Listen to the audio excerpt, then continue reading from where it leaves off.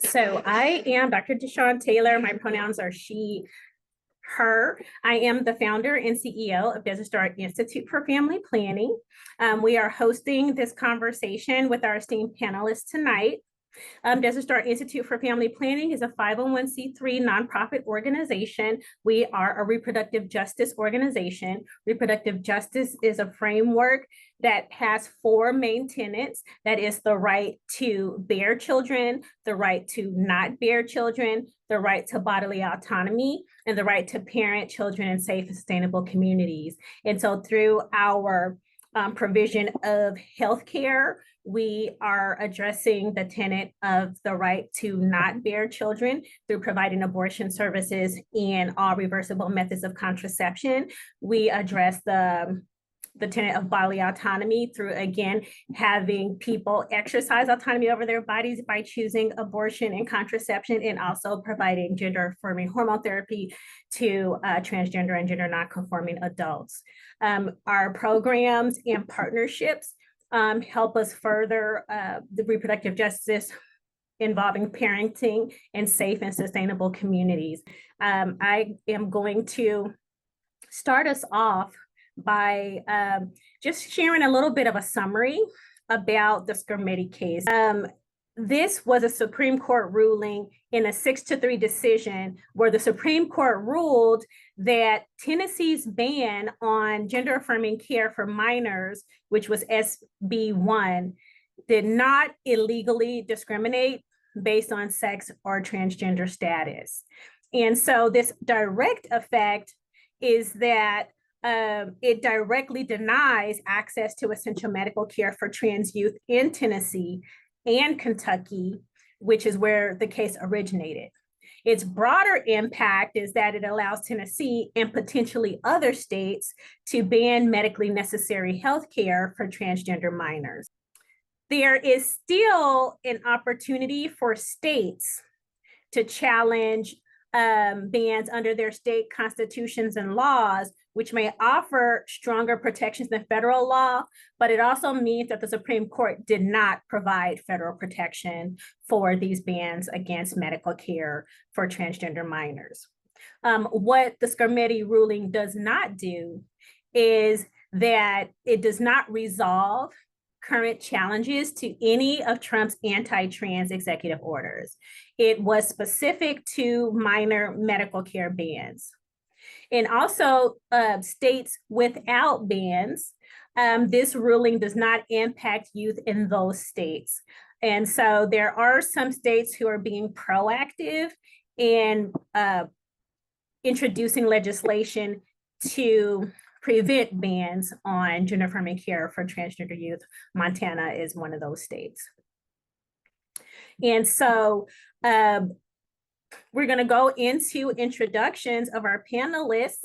And then once we have those introductions, we're going to start off with initial reflections about these bans. And so first, I'd like to introduce everyone to Dr. Keisha Bell. Dr. Keisha is a practicing physician.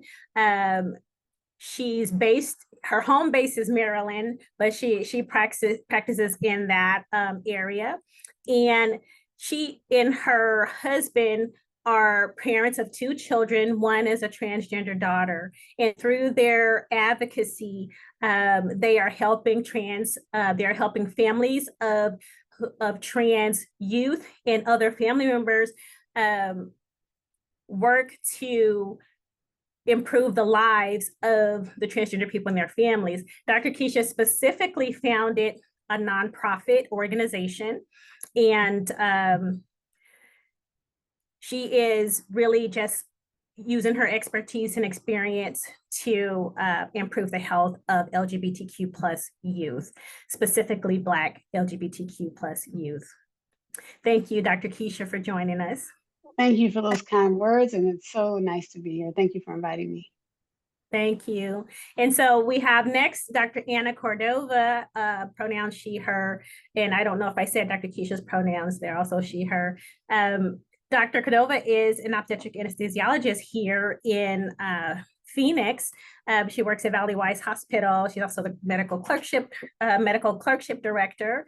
And Dr. Anna is a proud mom of a trans son. Thank you for joining us, Anna. Thank you so much for having me.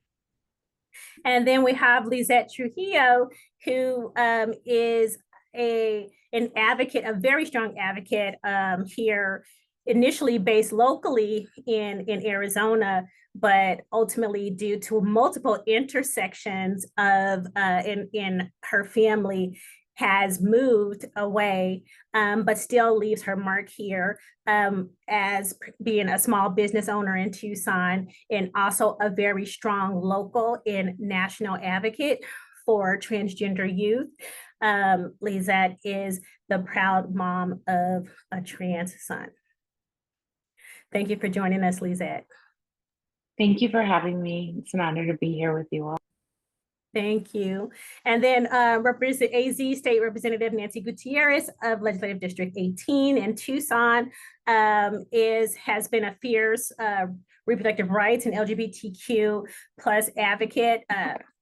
Rep. Nancy is a teacher and also the assistant minority leader for the Arizona House of Representatives. Thank you so much for joining us, Representative Nancy Gutierrez. So happy to be here with all of you. Thanks so much. Thank you so much. So let's get into it. I want to start us off with your reflections on the Scrimeti case, as well as just all of the activities surrounding the care of trans youth and the anti-trans sentiment with Trump's executive orders and all that's going on. I will start. I think it's really important for people to kind of lay a groundwork for what we are experiencing today when it comes to anti-trans legislation. So Arizona was actually one of the very first states to have a citywide non-discrim in the late 70s. Tucson, Arizona was one of the first, became a safe haven for LGBTQI people in the Tucson metro area. And we are also one of the first states to ever have a bathroom ban be put into our legislature. We are the home of the Alliance Defending Freedom and a test state for a lot of bad legislation. And so I think it's really, really important to kind of lay the groundwork when it comes to bathroom bans and what we now know to be the anti-trans movement. This began very early on in 2010. There's major lobbies that have funded this, such as Heritage Foundation, Family Research Council, again, Alliance Defending Freedom.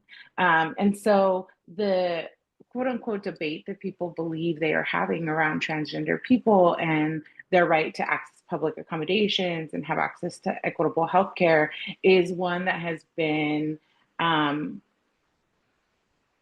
created to win elections. There's a really great article that came out in Politico in 2018 called Trump's Winning Wedge Issue, where they talked about the first time they tested messaging around trans girls in sports and gender affirming care, and how they only had to spend $32,000 to kind of run this messaging. And they did not win that election cycle, that seat that they wanted, but they recognized that they were gaining in votes just by kind of diverting people's attention onto this issue.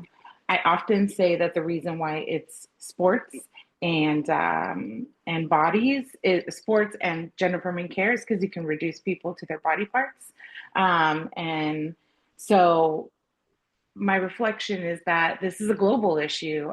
Where I live now, they just passed an anti-trans bill. It's very well funded, and the families who are trying to do their best to support and love their children are up against a really large machine. And so we need allies to kind of step forward and quit acting like this is a debate around whether trans people have the right to exist, and recognize that this is actually like, very well-funded oppression, as are all the other injustices that we see in the world when it comes to repro rights or immigration rights. And so I'm glad you're all here, and I hope that that little bit of foundation helps level everyone as we begin this conversation. All right, thank you for that, Lizette. My initial reflection is what a time of sadness it is. Coming off the mental health crisis that COVID is, combined with all of the anti-trans legislation, is just contributing to our young people's worse mental health. And I'd like to celebrate our young people and help them feel acknowledged and loved, to give some protection against the hate that is out there and the legislation that is behind all of this.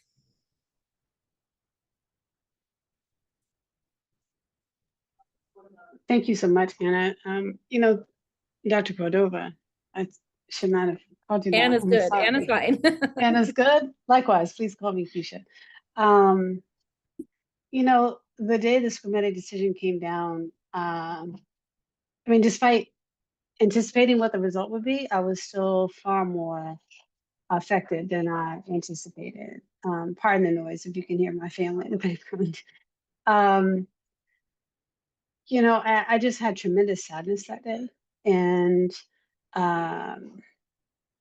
it was a moment where I had to just accept that this significant machine that had been started years and years before, like Lizette was mentioning, was reaping the benefit. And the things that this opposition to the very life of my child, of our children, many of us on the call, was taking hold. That people were trying to legalize the disappearance of people we love, and that is devastating to see. And along with that sadness and devastation, I also have had to manage my feelings about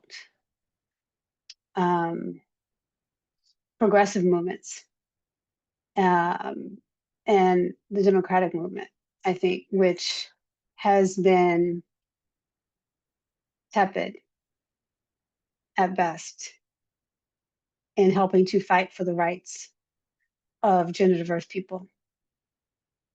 So while there was a lot of money spent in this machine, message testing, understanding how to phrase anti-trans verbiage to really capture people, what are the trigger words, what are the trigger points, a lot of money was spent on that.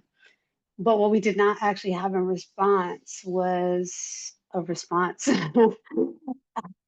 And that I do still struggle with that. And I want to try to wrap my head around the idea that we are going to have to rally people to be in our corner, that we are going to have to activate some allies. And I don't have a good answer for how to do that, but I think that this case is a great example of why it's so important. We are not going to win this with the same strategies that we were using last year when we didn't have a comeback for what the opposition did.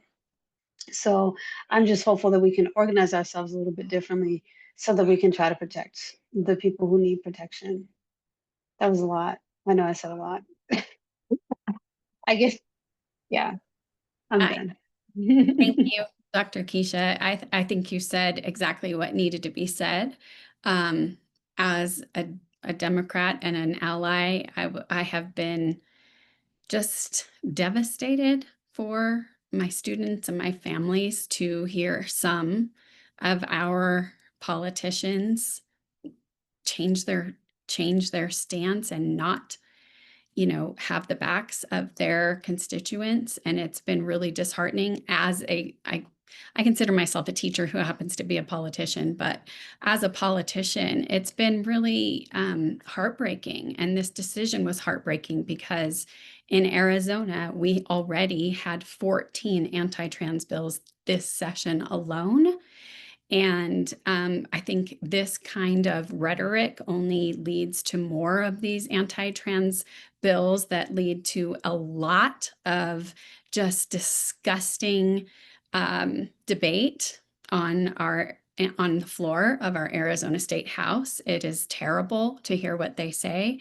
And I had many students, former students, reaching out to me, saying, Miss, what's this going to mean? Can I still get my, hormone therapy? And so, and we only had one pro-trans bill, which is mine. I've run it every year. It's never gotten a hearing, but it's about allowing all students to participate in sports. So, it's just this rhetoric that I'm disappointed when Democrats let it go or don't say, no, we are going to stand up for our people and we're going to mean it when we tell them that. So. Thank you all for your initial reflections. What is so important about this panel to me specifically is that I'm an adult gender affirming care provider. And so one thing that's very clear to me in my care of adults is that they knew who they were when they were children. And so when we protect our youth, then we allow them to, show up as their authentic selves throughout the remainder of their lives. And so I just applaud all of you for the work that you do as parents, as advocates, as educators, as legislator, to really stand in the gap, to help continue to inspire people to do more. As Keisha said, it's just very disheartening when people who on the face we expect to be allies due to other types of values we share really fall short in this area. And so with that, let's get a bit more into the socio-political landscape, what some of the threats and intersections are. Lisette gave us a good start with that. And so, let's get into that. Lisette, did you want to go ahead and get us started here? And then I'd like to hear from Dr. Keisha and then Rep. Gutierrez. Is it okay if I pass it to Keisha first? Because I feel like I said. Well, I'd like to first I'd like to acknowledge that Lisette and I have worked together for a long time in spaces like this, and so I appreciate the way that we can bounce off of each other when we need to. So I'm happy to do that. And she mentioned at the beginning of her comments in the last section that this effort that's basically an anti-trans machine, to use the terms coined by Mara Jones. And if you don't know who she is, please Google her so that you can hear her journalism, which is really amazing. But this machine has done, first of all, it's national, it's local, it's regional, it's international. It is a very well organized, well crafted, studied and funded effort to undermine the livelihoods and the life of gender affirming, of gender diverse people. And so this is not a new effort. This has been going on now for a couple of decades, and it's just really ramped up in the last probably 10, 15 years, probably. And so here we are. The stage has been set for, I think, success, not just in this area for the opposition, but in so many, as we're seeing now on the news every day, just about. But one of the things that we'd like to maybe discuss is how targeted some of the ads and some of the messaging, how targeted they were. And we saw in different parts of the country, but in Spanish language journalism and in ad buys that were Spanish language, also on Black radio, and other kinds of minority communities.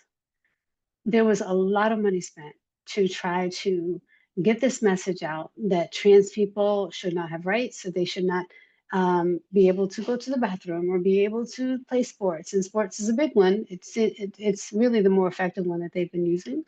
And we were, as a community, were targeted, as were people who speak Spanish. And honestly, it was effective.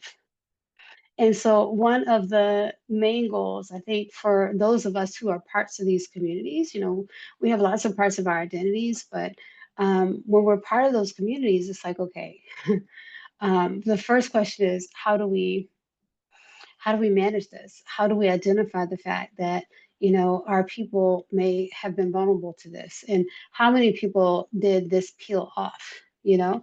And Lizette, I can almost hear us, you and me, talking about this like 8 years ago, where we say, literally, we had this conversation several times, and we said they're going to come after our communities, and all they need to peel off is 1 or 2%. They don't need to peel off that many, just a few. And if we don't get to people so that they can understand and accept and know who gender diverse people are, they will be vulnerable to this. And sure enough, I think this is actually what we're seeing. But you know, I guess I'm in my vulnerable era because like I've had to have armor on. We've been, for those of us that have been living in states that are really difficult, where you're seeing 14, 21, you know, 20 plus 30 anti-trans bills in one legislative session, it's disruptive to your life. If you take on the responsibility of going and testifying against these bills. And so I think for the last decade, that's what our family was very committed to. My child, Daniel, was often at the state capitol testifying against these bills. And so earlier I recognized, and I'm trying to honor this, that my coping mechanism has been to compartmentalize the experience, because it's really difficult to live in an environment in which you are being targeted for a majority of the year. And so when people would tell us things like, are you excited? You know, it was like always Christmas and then New Year's, and people would be like, what do you have planned for the New Year's? Like, what's your New Year's resolution? And I was always like, I really wish that time would slow down because I'm not ready for 100+ days of legislation. And you're not just talking anti-trans legislation, you're talking about anti-immigrant legislation, you're talking about anti-Black legislation, anything that's DEIA, like it's at these intersections that really harm communities that we are part of and harm our families and our loved ones. And so I think when I'm asked to reflect on it, it's so hard. It's easier to say, look, this is a well-funded machine that I actually can't contend with. And my child's life actually depends on us being able to overcome the misinformation that is being funneled out by this large machine. And to be honest, I'm tired of having to explain my child's existence, and I believe he is as well, as all of our other children are. And so I think, you know, when we're talking about political oppression in a very distinct way, which is what this has been, it's also really important to recognize the humans behind that fight and the disruption that happens and the dysregulation that occurs. Because ever since we've left the country, my child, there's been an unpeeling process about what this has meant for us for the last 10 years. And so, yeah, I just wanted to share that because you wanted a reflection. And so I think that's my reflection, is that sometimes it's really hard to hit the emotional route because we've had armor on for so long. Yeah. Hannah? Can I just jump in here?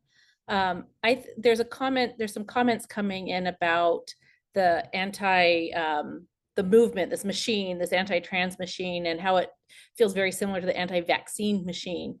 And I think what this all comes down to is our education system being dismantled. I think we need to really push to improve our education and standards. We have a machine here now also dismantling the Department of Education. And this also started locally with voucher programs that have taken so much money out of our public schools, but now we're paying people to take their kids to private school. I talked to my neighbor who says, we don't need to worry about our kids being exposed to diversity until they're in college. And I think that's absurd. Where do we learn to be compassionate people? It's being in schools and in diverse communities and being taught evidence-based education. And I think that countering vaccine misinformation, countering anti-trans bills, countering racism all starts in elementary education and living in diverse communities that we live in. We live in diverse communities, and then we funnel our kids into places because they get a 2-point better test score. It's absurd. Thank you for letting me interrupt. I love everything that everyone said. I agree, and it just is heartbreaking. I mean, the messaging is just full of hate. That's all this boils down to, is hate, and it's meant to destroy us, no matter what group we belong to. And it is what the things that we hear these legislators say about public schools, about teachers. I was told that I was their enemy just because I'm a public school teacher. Yeah, that was my first committee meeting, wasn't even education committee. And, and the fact that I am a woman and, all of the things, and stand up for my trans students' rights, every trans person's rights. I'm enemy number 1 or 2, which is fine with me, because with friends like those, who would need an enemy? But I think it's important to look at this from what Lisette was saying, is because the laws are terrible, but it's really about destroying people's souls and making people believe that they're not worthy to go to school and to play sports and to just be. And I think if we get to the root of all of this, that is what it's about. They just want to, they want it to be all kind of cisgendered, older, white, rich men in charge of everything. And yeah, so that's what we see time and time again. Go ahead, Keisha. I think you might say what I'm going to say. I don't know, but there's a comment in a question about why are these tactics so effective? Why is this machine so effective?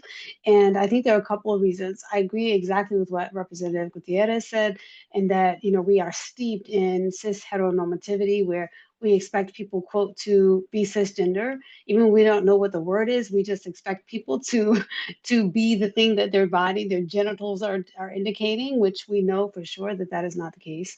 The other one is that there's an element of control, of wanting to maintain whatever system that has reaped the most benefit over the last couple 100 years, and that is to have men be at the top, in this system, white men be at the top, and have control over pretty much everybody else, falling in a line after that. And then the last part of it that I think is really important is that it is easy to malign gender diverse people because many people don't know a gender diverse person. And so if you can take a very small population section and paint them to be something, so many people out there will have never met a trans person knowingly, that you can say many things about this group and people won't have any idea whether you're telling them the truth or not. And if you come to them with other things about other things, like, yeah, she said that about XYZ, so she must be right on A, right? If you build their trust, then they will believe you when you give them hogwash. And this is exactly what is happening to our loved ones and our family members who are gender diverse, but there's like 100 people out there who don't know anybody who is gender diverse. So it's an easy pick. It's an easy win for them. And that is why it's so effective. I just wanted to say, because people have used the word root and like the root, and Dr. Ana Cordova mentioned the defunding of schools. And I want to tie this to the repro rights movement. Dr. Keisha Bell and I have talked about this for years. And the reality is that until parent communities and large LGBTQIA communities become committed to the freedom and liberation of Black, Indigenous, and Brown people, we will never get to trans freedom. And the reason I say that is because this all began with the desegregation of schools in the late 1960s, right? And so what happened is that the evangelical church was like, whoa, we don't want to desegregate in any sort of way. You can go onto history.com. There's all these articles about this. And there's this really incredible book called The Power Worshippers that was written by an investigative NPR journalist. So good. And that was my primer for what to look into when I began my advocacy journey and needing to know who I was contending with. So I'm just going to give a brief history lesson: the desegregation of schools and the desegregation of public spaces through the evangelical church into a tailspin. And they were like, we do not have a large enough voting bloc. So prior to 1975, evangelicals were not anti-abortion, right? Like they were pro-repro rights.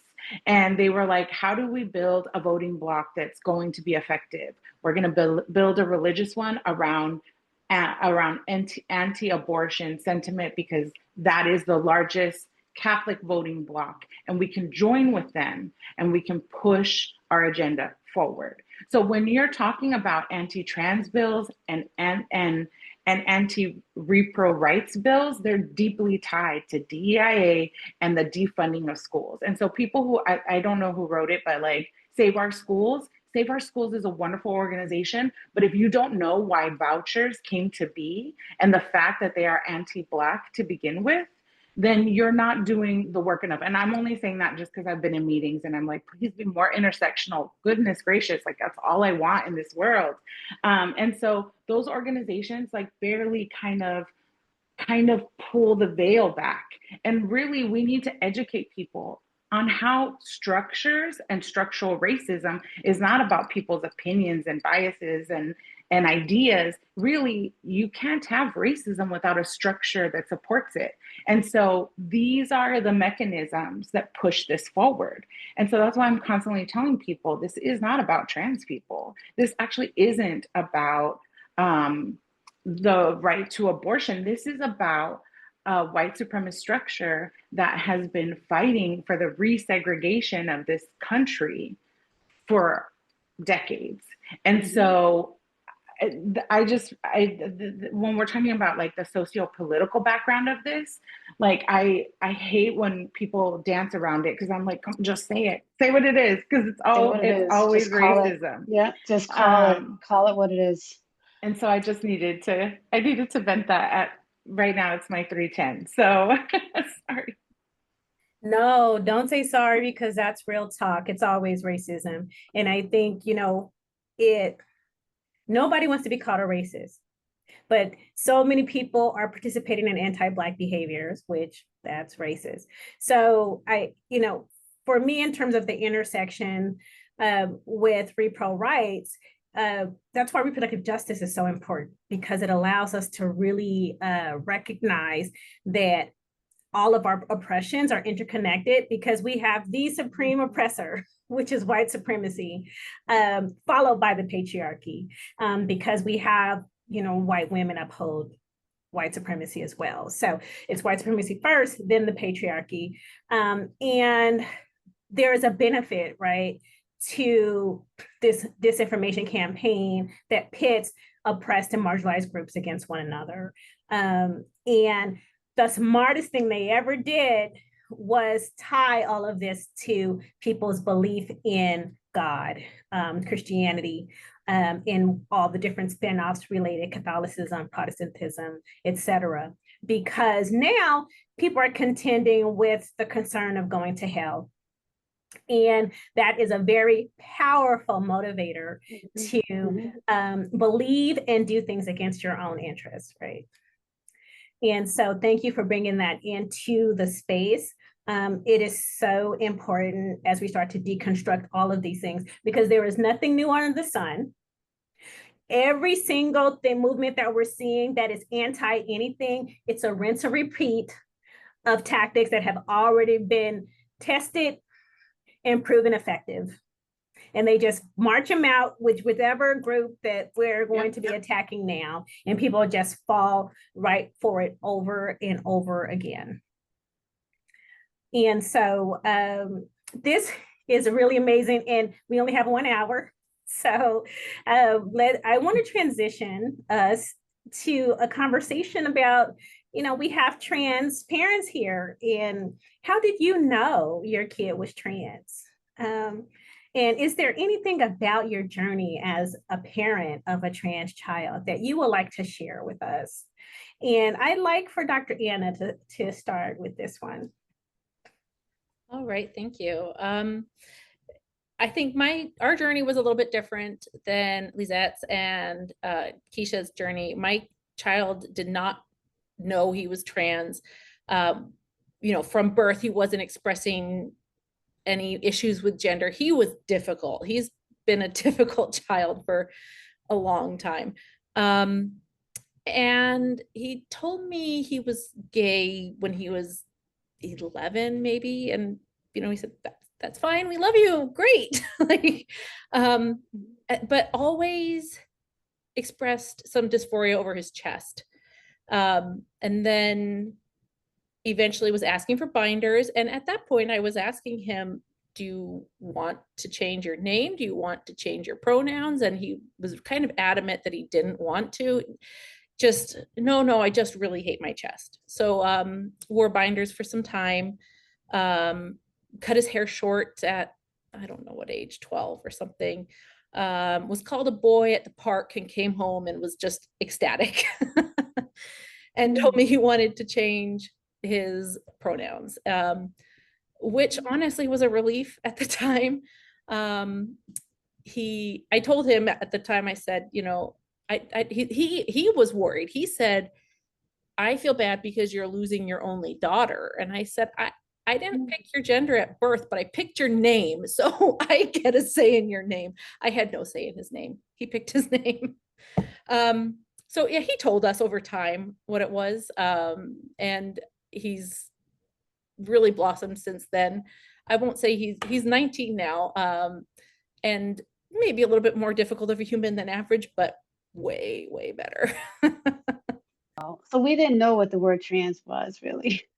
We didn't, and neither did she, right? So when she was a toddler, she always gravitated toward the toys that were designed typically for girls. And this is like periverbal, like maybe right around becoming verbal. And then she was verbal and was able to say that she was a girl. She's been telling us that since she could talk. This has been pretty persistent, 100% persistent for her. Since that time, she would draw children usually draw like self-portrait, like they'll just draw like little pictures. And all of her pictures from the very, very beginning were of a girl in a dress with long hair. That is how she has always seen herself. And it took us a long time, longer than I'm now, longer than I would have wanted, for us to be able to hear her and to see her. But I will say that when we kind of got our parenting act together a little bit better. Um, she has just been, um, she's a joy and a delight. And without her ability to live as herself, she was not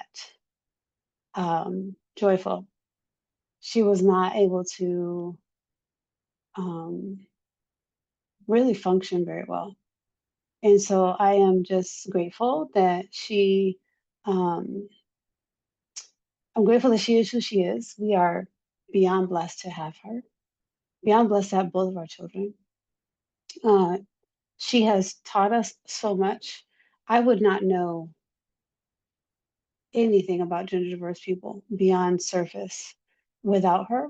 Um, and I think one of the things that she's taught me as a parent is that, first of all, your children have to tell you who they are. That is probably the first thing. We make this assumption that we know everything about our kids because we've been with them since T minus 9 months, right? Or whenever they came into our lives. But we don't. And we have to listen to them and have ears and really treat them as whole individuals, completely separate from us. And that's one of the things I've learned as a parent from her. And I am truly grateful for that. She's also older. She's 20, Anna, so similar age to your kiddo. And yeah, she's spicy, but she's spicy because she is able to be herself. And this is her true personality. So I am just, really glad that she's a part of our lives. My son Daniel was around 2.5 when he began expressing um, himself in ways that would not be seen as typical female.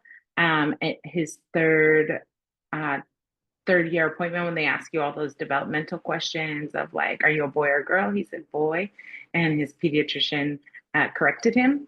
I think my story is very similar to Keisha's. It was not one thing, but a multitude of things for a long period of time. And then when he was 8, his friend came to us and said, and used male pronouns and said, can he and I go play in the soccer field? And the friend's mother actually corrected him. And Daniel's friend looked at him and said, no, he's a he. And can we go play? And I said, yes, of course, you can go play. And so that is how we came to the space of support, because we were seeing something, and my husband and I knew, but like all the puzzle pieces fell together. I think for us, we had many a private conversations throughout those years where we were asking each other, is this what we're seeing as a couple? And at the root of why we were not asking our child was our own fear around the discrimination he would face. Especially because my husband we were in a multi-status home. And my husband became a U.S. citizen in 2018. So there were a lot of conversations around what it meant to be in a multi-status home. Would our child be safe and protected if he disclosed to a teacher? We created a safe folder for families that know what that is. That's where we were like compiling all this information. And so our lack of support, I don't want to call it a lack of support, but like my husband did the let's wait until he tells us thing. But like our fear and our trepidation was around like his life will be so much harder because of his trans identity. And so I think, and we didn't have language, and we became the advocates and parents that we are today through connection with community and other trans people who allowed us into their lives. And so I think that was my experience around that. And I think what really pushed me into advocacy was that I am a bisexual Chicana woman. And so I think oftentimes our children don't know their identity right away, like they don't have language, but you know that you know that it's different than what you are seeing in your peers and your friends, and like you question that constantly. And so I think that I didn't want Daniel to exist in a world where he wasn't reflected back to himself and where he carried shame around who he was. And so that really changed how we parented him and how we supported him moving forward. Thank you, Lizette. And you touched on something that I wanted to you all to speak to, which is we hear about parental grief as it relates to parents learning that their child is no longer the identity that they were assigned at birth. And as we were preparing for this, we had some really good conversations about this. And I know that you and Dr. Keisha have slightly different perspectives on this. And so I let you guys decide who gets to go first, but you both are going to say something. Because this is something that, we're seeing like parents of, celebrity parents coming out and everybody's applauding them. And, but still we have just everyday parents who, are going through this. So I'll give you the floor. Lizette, do you mind going first? I was gonna let you go first because I knew you would be softer in this. I'll do it. Okay.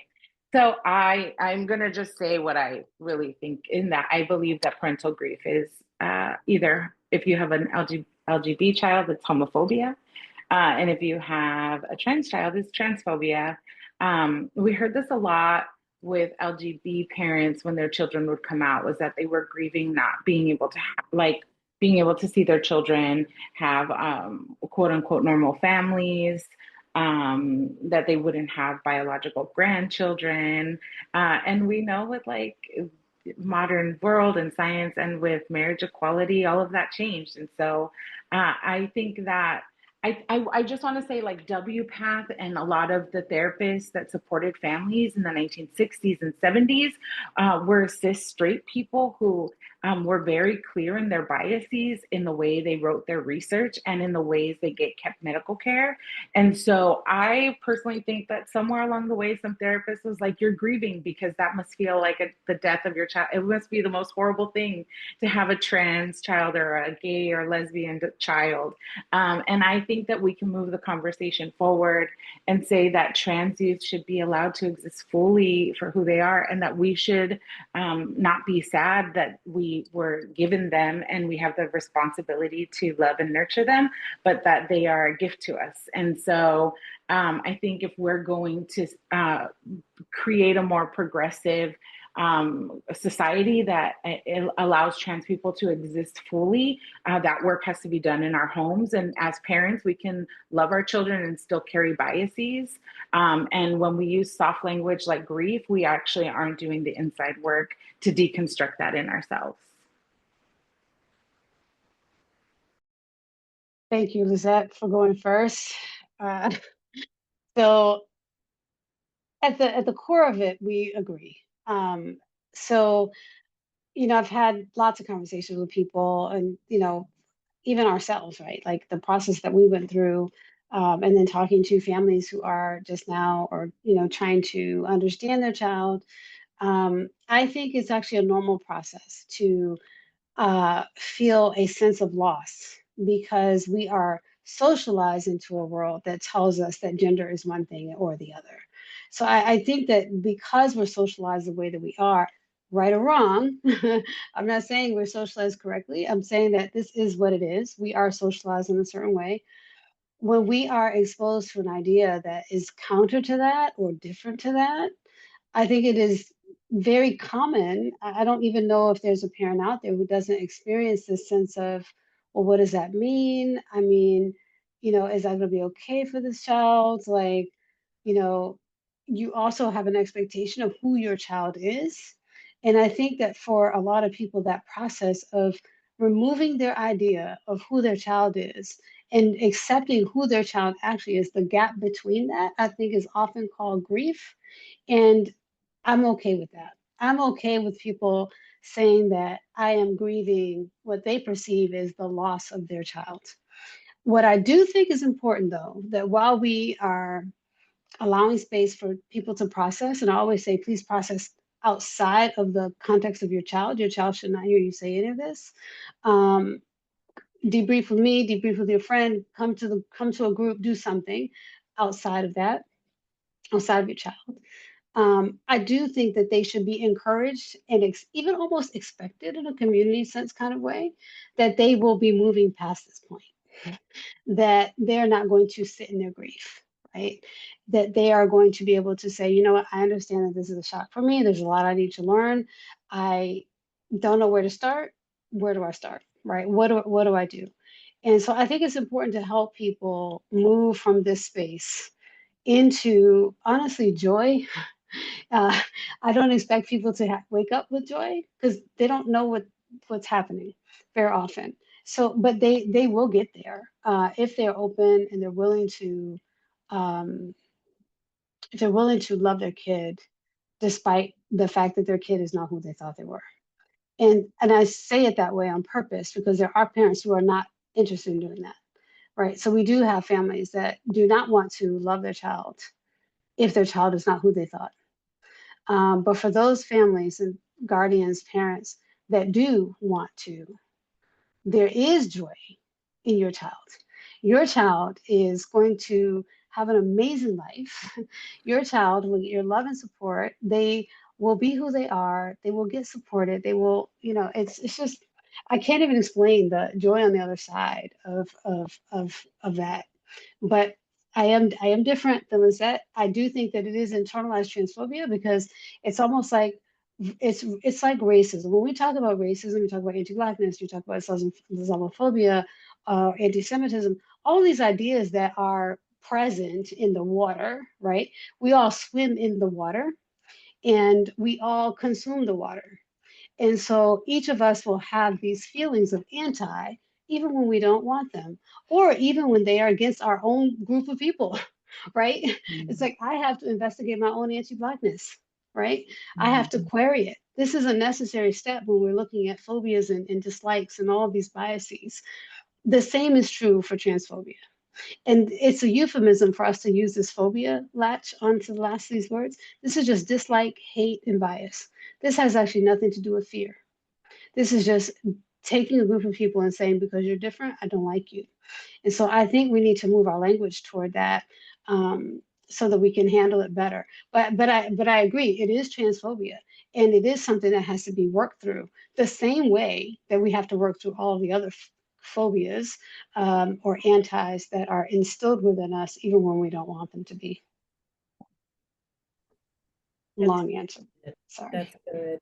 No, it was great. I am doing a time check. It's 6:30. I would like to hear from Dr. Anna if you have anything to add. And then Rep. Nancy Gutierrez, I'd like for you to give us some encouragement about how we can be empowered advocates and allies for trans youth. Dr. Anna, do you have anything that you want to add to the parental grief discussion? Sure. I think going off of that, we need to, we're at a point where years ago, we didn't teach our kids what LGBT people were, right? But especially my youngest, he was shocked to learn that like the world isn't all, queer basically. But he didn't know about trans people. And I didn't teach my kids about trans people because like Dr. Keisha said, I've met trans people before, but didn't know anybody personally. I didn't teach my kids that. And I think that was part of the difficulty of my middle child coming out to me or figuring out who he was we presumed he was assigned female at birth. We presumed he was a girl. And we didn't have this conversation of, well, maybe you're not, you know what I mean? So there's that. And in our conversations, in our pre-planning conversations, we sort of talked about this addressing biases. And I 100% believe I'm trying to teach my parents that we're all racist, we all have biases, and you have to accept that about yourself. You know, I like to say I'm not racist, but of course I've been taught ideas from society. I've grown up in this society that is racist. So sometimes, you know, you might catch yourself in like this flaw in your thinking. And that certainly is true with trans people. And one thing we talked about in our planning sessions was about gender expression versus gender identity. So one of the ways these biases came up for me was that when my son transitioned, you know, after a while, he started wanting to wear dresses. And I was very confused by that. And it took me a minute to say, it's, you know, what is my problem with this? And I think I did have a problem. He's like, at the time, maybe 15 years old and wanting to wear dresses, but look like a boy and be called he, him, and use a very masculine name. And I realized mostly it was fear. It was fear for when he's out in public, looking like a boy, wearing a dress. What is that's scary for him? He went to a very safe school, and I was like, you know, wear your dress to school. That's fine, but you have to be you do have to be careful about how you express yourself. But that was part of my bias of what a trans person was. That if you're trans masculine, don't you want to pass?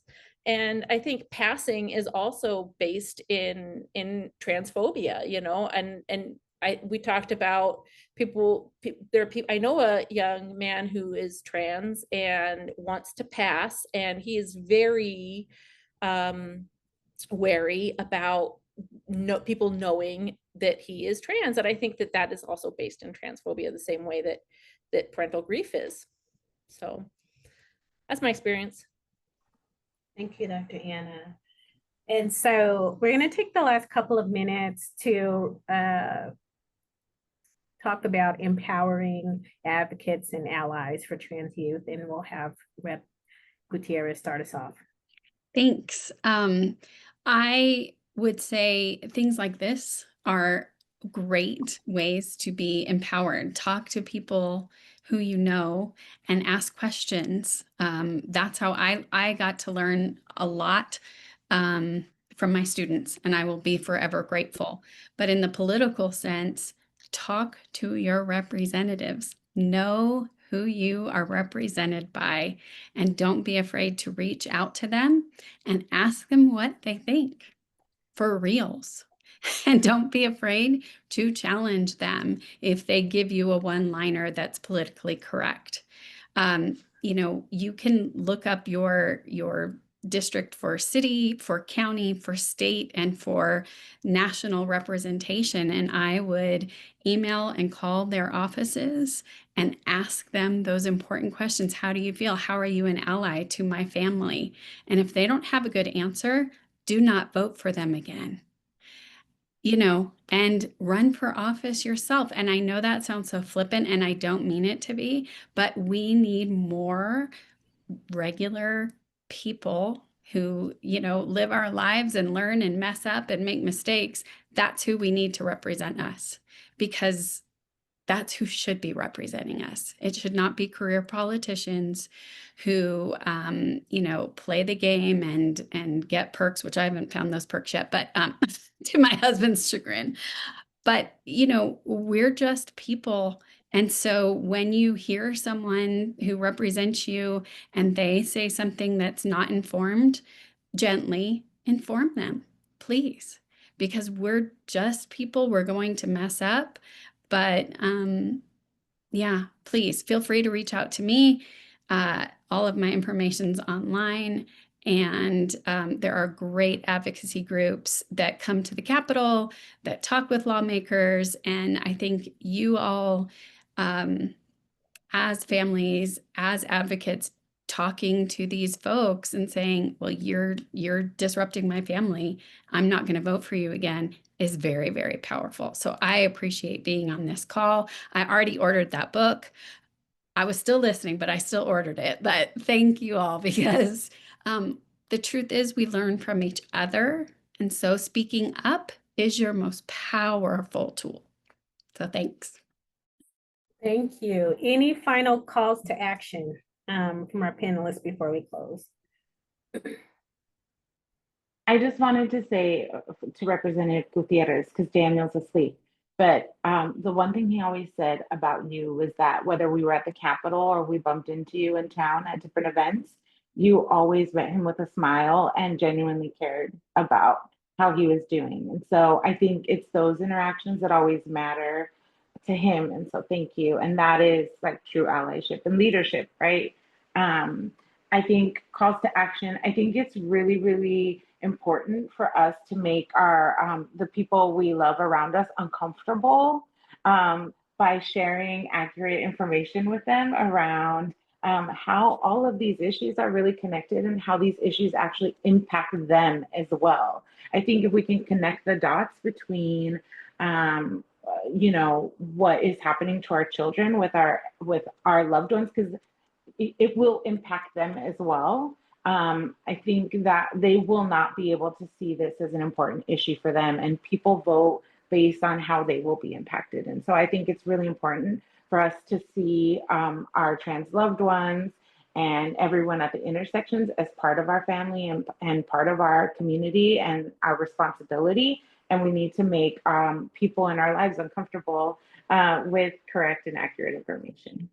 Just a couple of calls to action. I agree with Lizette 100%. Make people uncomfortable. Make people who don't know that I have a trans kid. You're going to say something, I'm going to say something right back. I let everybody know pretty much. You have to be I need to be visible for my kid. So talk about it, let people know that there's real people out there whose families are affected by all of this. That's one. And two, I agree with with Representative Gutierrez about calling your legislatures, but it even goes more local. So the Mesa School District was going to pass some requirements for notifying parents and protecting teachers who don't use pronouns and things, even when parents do give consent. We need to get involved even to that level. This is where we protect. This is where I think we build from to get some sort of legislation protecting our trans families is in our local communities. And I'm a firm believer. I'm sorry, Keisha. No, go ahead. Go ahead. I'm a firm believer in coalition building, but you can't do that without understanding history. And so, or like understanding like the history of things that have been going on in your state if you're not part of those communities. And my dad is of a generation in which he couldn't use his Spanish name in the classroom, and he actually couldn't speak Spanish. And so in the classroom, they would get in trouble. So he was at school, he was Peter instead of Pedro. And so that is a form of erasure. And so when we talk about the fight for Mexican American or Chicano studies in TUSD, if people are really committed to creating inclusive classrooms for trans youth, the coalition building opportunities with organizations who fought that fight for a decade against Tom Horn, you would learn a lot from them. And so I encourage people to like connect with people in their school districts and in other school districts to see the ways we can coalition build and connect the dots to make sure that classrooms are truly inclusive for all. And that's another way that you connect the dots for other communities to see trans issues as their issues as well. I was going to say, I think a lot of just based on the comments, I can tell that the people here on the call are a pretty engaged group. But I would like to just toss out the idea that whatever space you're in, like where you work, or if you are in a community group or have community fellowship, identifying an issue that could be helpful to the trans population, right? Do the bathrooms just say, you know, boys and girls, you know, at your community center? Is there a way to have an inclusive bathroom? When you have events, you know, when you have your social event, you know, or your dinner after church, you know, those kinds of things, is there space for people who might be gender diverse? Are people still separating? People use these in school a lot. They'll say to make a school friendly for gender diverse kids, but truthfully, this is all of life, right? So this is like, no matter where we are, these are like things that we could identify and say, wow, you know what if there was a trans person here? Like, is there room for this person, right? If they are not binary, right? If they are not he or she, and they may not, you know, fit into that spectrum that way. And so just being kind of mindful of that in all of the spaces that we walk in, I think could go so far. I mean, it would just make such a world of a difference for people. I want to thank our panelists, Dr. Anna, Lisette, Dr. Keisha, Rep. Gutierrez. You guys have been an amazing group to have this very important and timely conversation. So have a wonderful rest of your evening. And we'll see you soon at the next one. Thank Bye, you everybody. all. Have a good night.